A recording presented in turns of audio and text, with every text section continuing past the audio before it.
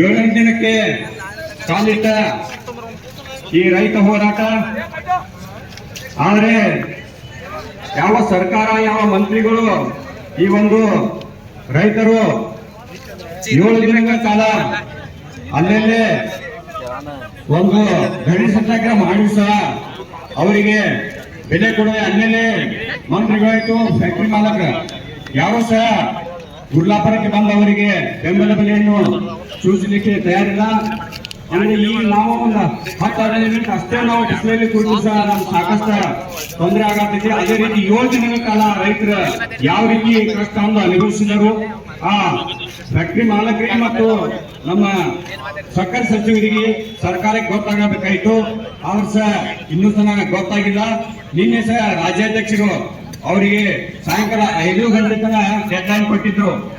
ಅಕಸ್ಮಾತ್ ನೀವು 5 ಗಂಟೆ ತನಕ ಮಾಡ್ಲಿಲ್ಲ ಅಂದ್ರೆ ನನ್ನ ವಸ್ತಿ ಇಲ್ಲೇ ಇರ್ತೈತಿ ಅನ್ನೋ ರೀತಿ ಅವರ ಒಂದು ಹೇಳಿಕೆ ಕೊಟ್ಟಿದ್ರು. ಆ ಸಲ ಆ ಮಾತಿಗೂ ಸಹ ಅವರು ಯಾವ ರೀತಿ ಈಗ ಸರ್ಕಾರ ಕೊಟ್ಟಿಲ್ಲ. ಕೂಡಿದಂತ ರಾಯಬಾಗದಲ್ಲಿ ವಿಶೇಷವಾಗಿ ಪಕ್ಷಾತೀತವಾಗಿ ಅಥವಾ ಪಕ್ಷಾತೀತವಾಗಿ ಜಾತ್ಯತೀತವಾಗಿ ಎಲ್ಲ ಸಂಘಟನೆಗಳು ಕೂಡಲಿಕ್ಕಾಗಿ ಹೃತ್ಪೂರ್ವಕ ಧನ್ಯವಾದವನ್ನು ಸಲ್ಲಿಸುತ್ತೇನೆ. ಯಾಕಂದ್ರೆ ಯಾವುದೇ ಒಂದು ಸಂಘಟನೆ ಕಾರ್ಯಕ್ರಮ ಮಾಡುವಾಗ ಆ ಜಾತಿಯವರು ಮಾಡ್ತಾರೋ ಅಥವಾ ಆ ಪಕ್ಷದವರು ಮಾಡ್ತಾರೋ, ಆ ಸಂಘಟನೆದವರು ಮಾಡ್ತಾರೋ. ಆದ್ರೆ ಈಗ ಅನ್ನ ಹಾಗೂ ರೈತರ ಸಲುವಾಗಿ ನಾವೆಲ್ಲರೂ ಸಹ ರೈತರ ಮಕ್ಕಳ ಇದ್ದ ಕಾರಣ ನಾವೆಲ್ಲರೂ ಬೆಂಬಲ ಕೊಟ್ಟಿದ್ದೀವಿ. ಮತ್ತೊಮ್ಮೆ ಅವರಿಗೆ ಎಲ್ಲರಿಗೆ ಹೃತ್ಪೂರ್ವಕ ಧನ್ಯವಾದ ಹೇಳ್ತೇನೆ. 3500 ರೈತರ ಬೇಡಿಕೆ ಇಟ್ಟದ ಕೇವಲ 3500. ಅವರ ಬೇಡ್ತಕ್ಕಂತ ಬೆಂಬಲ ಬೆಲೆ ಏನು ಬಹಳಷ್ಟಿಲ್ಲ, ಕೇವಲ 200 ರೂಪಾಯಿ ಐತಿ.